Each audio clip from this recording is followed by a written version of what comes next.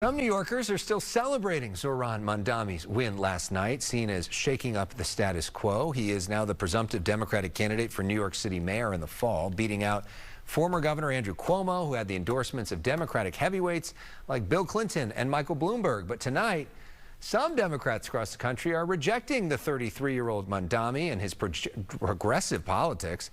Some Republicans are quick to use Mandami to portray the Democrats as extremists. Radio host John Phillips is here to weigh in. John, of course, can be heard on KABC Radio on the John Phillips Show every day from noon to 3. Great to see you, John. Thank you. Likewise. All right, so what is your take on this very progressive mayor? Well, he's beyond very progressive. He is a self-described socialist. And not Democratic socialist, they like to say. Yes. Not in the mold of Bernie Sanders, but in the mold of what you learned about in political science school, where the government owns the means of production. One of the things that he said he wants to do is he wants the city of New York to own the supermarkets, which could you imagine what life would be like if the state of California owned the supermarkets? They'd set the Guinness Book World Record for a number of expired milk cartons sold. Maybe, I don't know, the periodicals would be more current at your dentist's office than at the grocery store. But that's what this guy is advocating for. And it's not the first time that something like this has happened. In fact, it happened here in California. And it happened when the writer, Upton Sinclair, another socialist, ran for governor. And he ran during the Great Depression when people were very worried about the economic future of the country and their families and everything else. And he ran on the EPIC program, the End Poverty in California, where he wanted the state of California to own film production. He wanted them to own the farms, the oil industry, everything.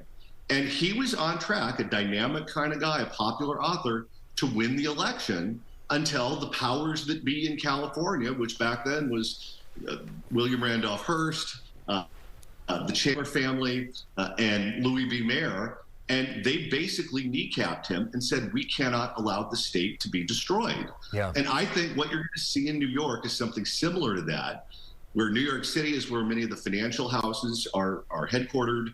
There's a lot of money in New York City, a lot of people whose livelihoods would be threatened should this guy be elected. And I think you're going to see them get together, clear the field, get behind one candidate, probably Eric Adams. And I don't think it's a slam dunk that the socialist is going to win.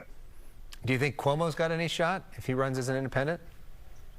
One of them will, whether it's Sliwa or Eric Adams or Cuomo. Yeah. The moneyed people, the moneyed interests there whose businesses would be destroyed are going to have to figure out some process to find out which candidate has the most viability, get behind one horse, and then give the socialist everything you got. It's interesting because you use such an older reference. I thought you were going to go to George Gascon, which here in Southern California, obviously a bit of a progressive experiment that voters here took and then voters rejected. They didn't like the results of that, choosing a more tough-on-crime person here in progressive LA. This idea of free rides on buses and trains is something LA is actually doing the opposite of right now, trying to increase fare enforcement because they realize that a lot of the people that ride for free are not necessarily the people that you want to be on there, causing a lot of the criminal problems. So it's interesting to see that LA's kind of gone in the other direction. Meanwhile, let's talk for a moment about Governor Gavin Newsom. You've got a column that's going to come out soon for the Southern California News Group, arguing that all of this national attention for him, this ICE raids, a lawsuit, Trump versus Newsom, is a political win for Newsom. Yes, because he's positioning himself as the chief foil to Donald Trump.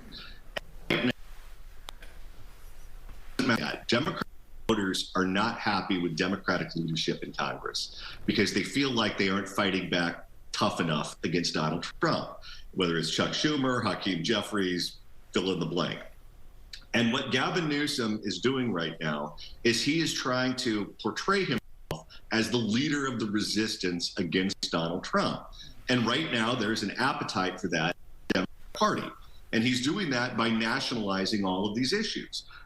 Because if you, based on performance the insurance crisis in California, or homelessness, or crime, or the budget, or fire mitigation, or the French Laundry, or fill in the blank, the guy fails. But if he's just trashing Donald Trump right and left, and he's talking about abortion and all subjects that really don't have much to do with the governor's power in the state of California, then he wins, because in California, Democrats outnumber Republicans by 2-1. And then if you're running for president, he's not running in the general election, he'd be Democratic primary. So the only people he would be talking to are Democratic voters, and they're responding well to what he's doing right now by nationalizing all of these subjects that were basically local news items. Yeah, and it's interesting, he's also using some of the strategies that Mandami used, which is to get real aggressive on social media as well, via TikTok and Instagram Reels and all the rest of it, and to try to talk to a younger generation doing that. And we've seen his following go way up. We've also seen that for Mandami, and maybe that's a way to get younger voters involved. Meanwhile, I know you say that it's not great for Senate candidates when you nationalize this. You can check out more of John, by the way, on KABC 790 weekdays from noon to 3 p.m. If you ever missed the show, you can also check it out in podcast form as well. John, always great to talk to you. Having me, and congratulations to Hal Eisner. Congratulations to Hal Eisner, well said, who is retiring. His final episode of In Depth airs Sunday at 9 a.m. right here on Fox 11. We'll have more on that throughout the week, but thanks, John, for saying that as well. Thank you. Much